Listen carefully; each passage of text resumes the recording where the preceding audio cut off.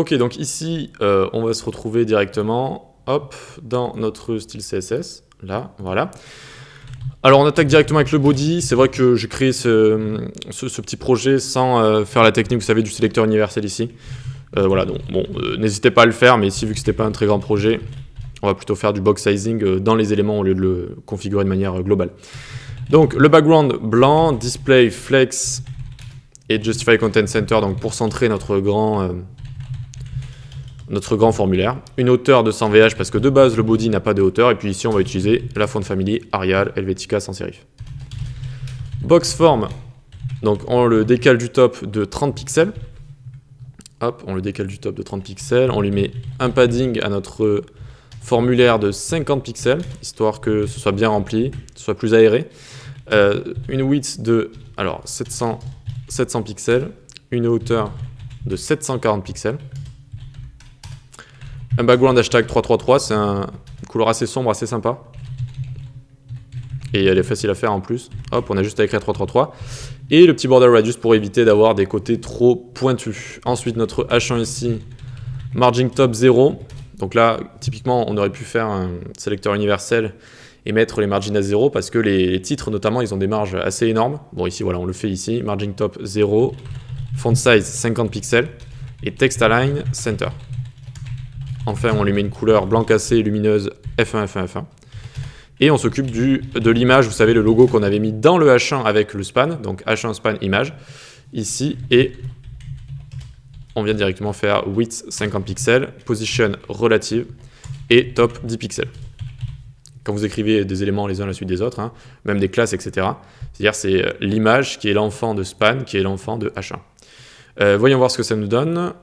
Hop, on est ici, vous voyez que très facilement, avec ce petit span ici, on a cette icône, et puis ça rend vraiment sympa. Voilà, c'est en rapport avec envoyer un message, voilà, on imagine avec un avion en papier. Tac, très bien, donc on a réussi ça facilement. Maintenant, on va faire .email imp select et text area. On va faire d'une pierre trois coups, c'est-à-dire qu'on va directement styliser ces trois inputs. On les display block, de base ils sont display inline. On leur met margin 20 pixels en haut et en bas, auto à gauche et à droite. Donc on les centre horizontalement et en haut et en bas on met 20 pixels. On enlève l'outline qui est le contour qui peut être assez disgracieux. Background, on fait un H1, F1, F1, F1. Une largeur de 95%. Hop, largeur de 95%. On enlève également tout ce qui est border. Padding 15 pixels. Ok.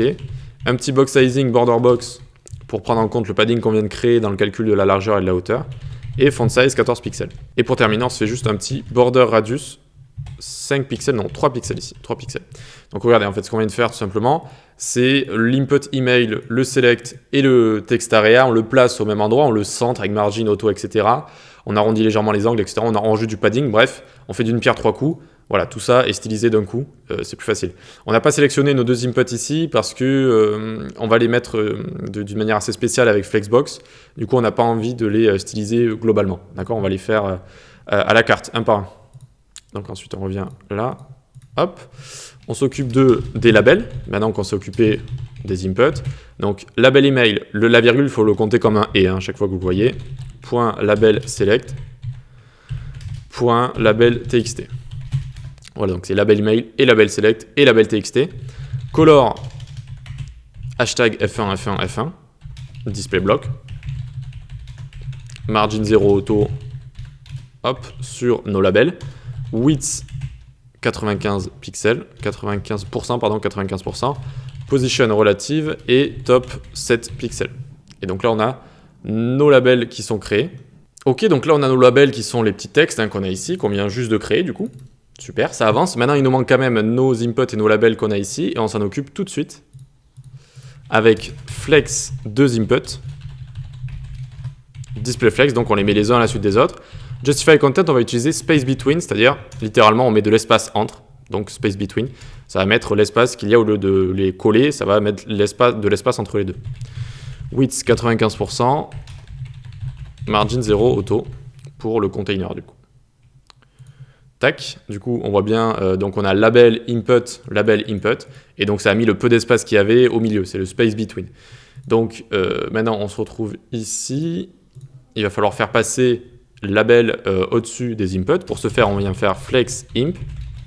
Flex imp, ça correspond aux inputs. Alors, ici, je vais peut-être dézoomer. Flex imp, à chaque fois, c'est les inputs, vous voyez. Donc, flex imp, ici, tac, on leur met un margin 20 pixels en haut et en bas, auto à gauche et à droite, outline 0, background F1, F1, F1,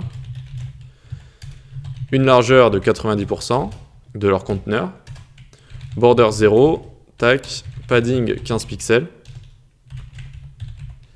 et on leur met un font size de 14 pixels, tac, et un border radius de 3 pixels comme ça. Voyons voir ce que ça nous donne, tac, nickel. Et maintenant, il ne manque plus qu'à réduire un petit peu leur taille pour que ce soit parfait.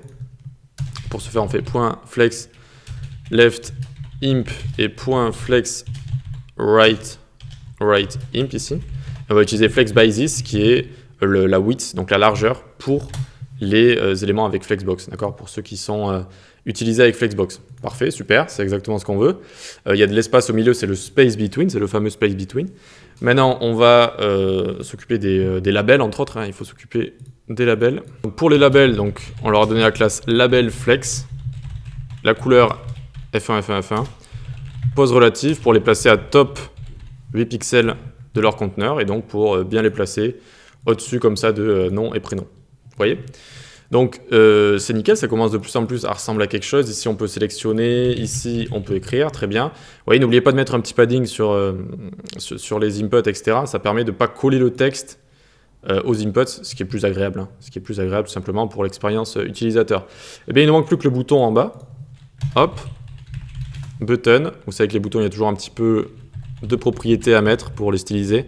Width 45%, display block, margin 45 pixels en haut, auto 0, auto, outline none, border none, donc 0, une hauteur de 50 pixels, tac, nickel, transition all 0,2 secondes linéaire, cursor pointer pour montrer qu'on peut, cursor pointer pour montrer qu'on peut cliquer dessus, tac, tac, j'avais oublié ici, border radius, on lui met 5 pixels, font size 17 pixels, tac, et on termine avec la petite animation over. On lui met donc background light green, tac, hop, nickel. Et donc, alors j'ai un petit peu moins expliqué hein, pour ce projet, sachant que il ressemblait quand même pas mal aux autres. Mais si vous avez des questions, toujours n'hésitez pas. Mais normalement, on a terminé. Regardez, on a bien notre bouton qui est ici, et le survol ne fonctionne pas. Le survol ne fonctionne pas. Je vais faire une petite erreur. Ah oui, j'ai écrit .button comme si c'était une classe alors que c'est un élément HTML.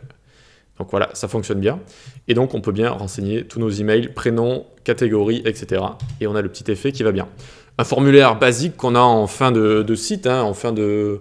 C'est très souvent qu'on demande des retours par exemple aux utilisateurs, etc. Et que vous pouvez mettre en place ce genre de formulaire.